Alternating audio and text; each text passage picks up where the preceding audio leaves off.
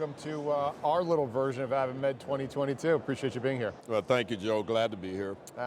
So Mass Life Sciences, how's the best way for our viewers to understand, if they're not familiar with it already, the mission of the organization? Well, thank you for that. Look, the Life Science Center was born out of the Massachusetts Life Science Initiative that was passed during the Patrick administration in 2008 in collaboration with the legislature on Beacon Hill. And basically what it did was establish the Science Center as a public-private quasi-entity that is an investment and economic development agency tasked with the mission of driving preeminence of the life sciences here in the Commonwealth. And that is a very robust sector of Massachusetts. Oh, you better believe it. Especially the last couple of years. You better believe it. The growth rates in this state in terms of workforce are astronomical. We've grown double digits over the last decade or so. Some years as high as 17 to 20%. Right now we've got about 106,000 workers in the life science fields. Everybody from R&D professionals down to marketing and government affairs.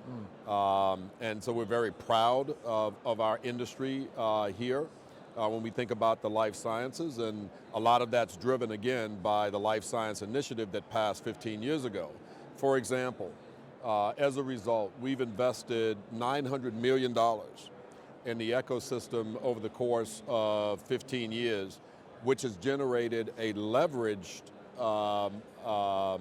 revenue, if you will, in economic development north of $5.3 billion.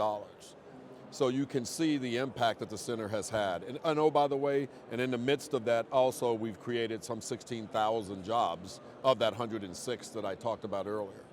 The jobs that take place in life science are challenging it is already, right? Terminal degrees, high education, right? And even the skilled labor. Yeah. How have you found the last couple of years that workforce and being able to satiate it? One of my favorite books is a book by Dickens called A Tale of Two Cities. And it opens in the very first line as it was the best of times, it was the worst of times, it was the age of darkness, it was the age of enlightenment. That's the way I think about life sciences in the state right now. We are incredibly successful in terms of building out a world-class, world leadership, world-leaning life science ecosystem. We're number one in the country, and I would argue number one in the world by almost any metric you can think of. If I look at advanced degrees and PhDs, we have more than anybody in the United States. We have 18 of the top biopharmas here with a footprint in Massachusetts. We have more VC spending than on a per capita basis than any state in the United States. We have more NIH investment here in Massachusetts than any other state. And I could go on and on and on. Product of that success is that we are under a intense pressure to train more skilled workers and bring them into our industry. I've been in this role for about 22 months now, Joe, and every company I've visited, and I'm going to visit 2 more this week, as a matter of fact, 1 tomorrow and 1 on Friday, and I enjoy that because I learned so much about what they're working on and the cutting edge cell and gene therapies, CRISPR, mRNA. It's mind-boggling, the science that's happening right here in Massachusetts, all which is designed to improve patient outcomes and actually cure disease now rather than treat diseases. That's all great. But in the end, if that economic engine is going to continue to grow, we've got to feed it with talent that's trained. And so one of my focuses with the team, along with my partners like Brian Johnson at MassMedic and like Joe Boncori and Kendall over at MassBio, is to say we've got to lean in collaboratively between the public sector and the private sector. Let's hold hands.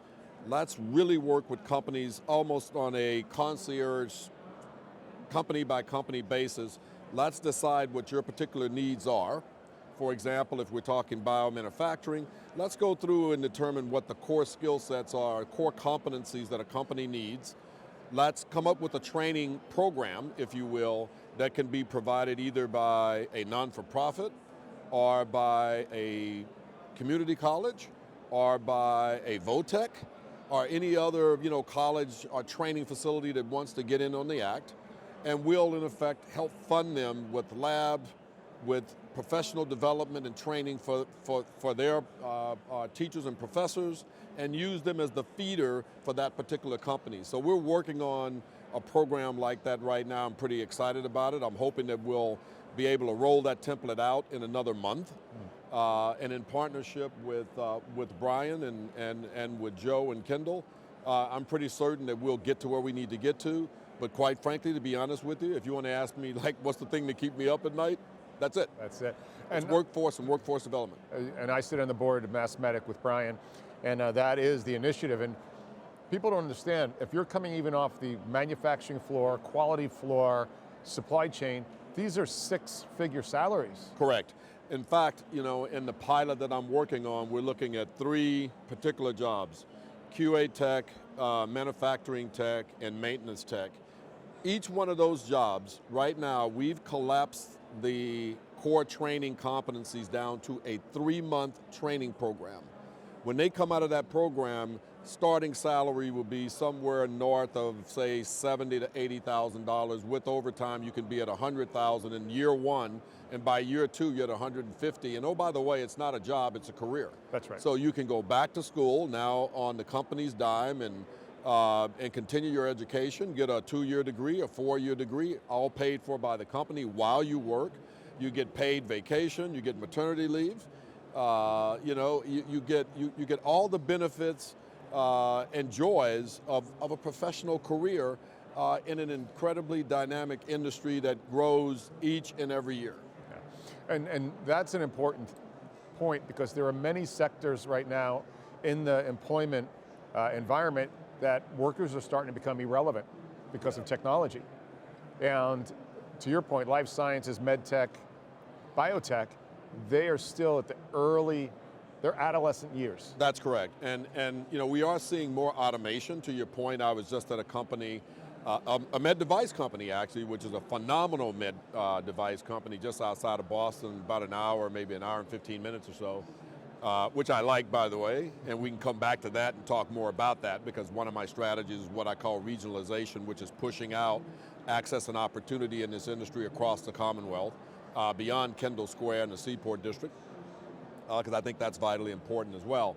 But that company, what was incredibly mind-boggling to me, beyond the product that they're manufacturing, all of which is done in the U.S., and by the way, all of their supply chain is in the U.S., so it's a phenomenal company. I think it's a poster child for manufacturing here in America, and I can't wait to amplify and hold them up.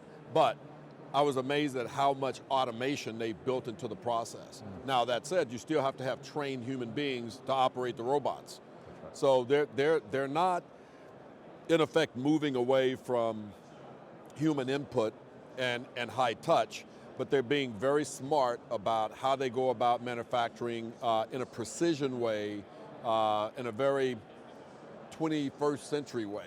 I was absolutely, literally, blown away by how much automation is actually in the process. It's easy when you start to talk about manufacturing that people have this notion in their head, myself included, a bias that thinks, oh, well, it's a dirty, grimy, warehouse kind of environment where people are doing mundane, repetitive skills throughout the day. No, not at all. Not in this field. When we start to talk about life science, we're talking about clean rooms, we're talking about state-of-the-art robots, we're talking about state-of-the-art manufacturing. I mean, it's like building satellites at Johns Hopkins back at the Applied Science Lab down in Baltimore when I was a nuclear weapons officer. That's what it reminds me of. Yeah. Let's talk about supply demand. You touched on it before. Supply demand of dirt. I mean, Boston here, it looks like a crane city out here. Oh yeah. And commuting into the city, if you live north of the city, south of the city, or out west, or in the city, or in the city. I live in the city. There you go. So, what are your initiatives on that? Yeah, some of it's, to be blunt, some of it's in my control, some of it's not in my control. Let me talk about both, because I think I think we have to start thinking about this in a more holistic way, and we need to start talking about it in a more holistic way. And what I mean by that is, we can't just talk about job creation. We have to think about housing. We have to think about mass transportation and affordable transportation and reliable transportation. You have to think about congestion and traffic. All of that comes together. You know, what I would say about the Baker-Polito administration and the economic development bill that went up to Beacon Hill late summer, you know, the governor and the lieutenant governor, I would argue, did a great job of really leaning in, thinking creatively, and putting forth some robust ideas about how to maybe try to help close that gap. We need more housing stock. We need more affordable housing. And we most certainly need to make sure that our rail system, both internally to the Boston-Cambridge area, which is the T, but beyond that, the commuter rail system, from Worcester to Springfield, all the way out to the Berkshires, we need to start thinking more boldly. And I would submit that the next administration, which we know is going to be, you know, elected in just a couple of weeks, really needs to come to the table with some bold ideas about how to think about east-west rail, for example, and how to think about rail out to the sea, to the North Shore, and down to the Cape. That said, in the end, what I can control is focusing on reaching out to those underserved communities, our gateway cities, inviting brown-skinned, black-skinned people and women to come into this industry, again, at jobs that don't require an advanced degree or a PhD. We have plenty of them, and we have right now a terrific gap in our talent. So to me, that's a match made in heaven. What we've got to do is educate people on the opportunity, make them feel welcome, and make them, in effect, aware that they can be part of this success. You have to see it to believe it, right? Representation matters. As a former submarine nuclear weapons officer and a Navy captain, there were very few people who looked like me. And even fewer in the Pentagon and the E-ring, where the CNO was. I'd walk down the hall and you could see it in sailors' eyes, white and black, that they had never seen a black Navy captain with submarine dolphins on. They just hadn't seen it. But guess what? In those young sailors' eyes, particularly sailors of color, not only did I see that astonishment, but you also saw that sense of pride. Because they saw that could be me. And the same applies for our life sciences. We have to convince young kids who are black and brown, young girls, young ladies, that this industry is their industry and that they have a role to play and that we welcome them into the industry. And so Lab Central Ignite, which I'm very proud to support, just launched a marketing campaign called the Color of Life Sciences, which is a remarkable campaign that's going to do outreach to people of color across the state and, in effect, amplify the opportunities and the jobs that are available and show real people of color who are in jobs today who now kind of serve as that representation that I'm talking about. I'm proud to support that program, and we need to do more of it. Agreed. I think across the network, we certainly have the patient population not being represented by the worker population. Yes. Look, when we get into health equity, right, and diversity, we know that the last 2.5 years, the scourge of COVID has laid bare, right, the fact that there are huge disparities and health inequities. That's not an area that's my specialty by any stretch of the imagination, but I can tell you as a leader in this space and as a person of color, it's something I'm mightily concerned about. We actually are participating in several commissions that are looking into ways that we can be more thoughtful about how we do our clinical trials, how we recruit for clinical trials, how we make sure that we have the right representation of women and people of color in those trials so that the drugs that are being manufactured address illnesses in an efficient way and have the efficacy that they should have across the board, whether you're black or white. And so that's a challenge for, I think, the industry as a whole, not obviously relegated simply to the Commonwealth, but to the nation. And we need to get better at that across the board. Well, let me tell you, this has been fascinating. The systemic support of life sciences, MedTech, both geography, technology, and people. I really appreciate your time. No, thank you, Joe. And before we close out, I just want to pause again and say how grateful I am for the partnership and leadership that Brian Johnson brings as the head of Mass Medic, and the fact that he was able to bring this terrific conference to the Commonwealth, which was scheduled to be in Toronto, and he was able to disabuse them of that wisdom and to bring it home. And so I'm so proud to work with him each and every day, and so glad to be in a position to lead the Life Science Center, and it's a privilege. Same. Appreciate your time, my friend. Thank you, my friend. Thank you, Joe. I'm Joe Mullings from the AdvaMed floor 2022. Be well.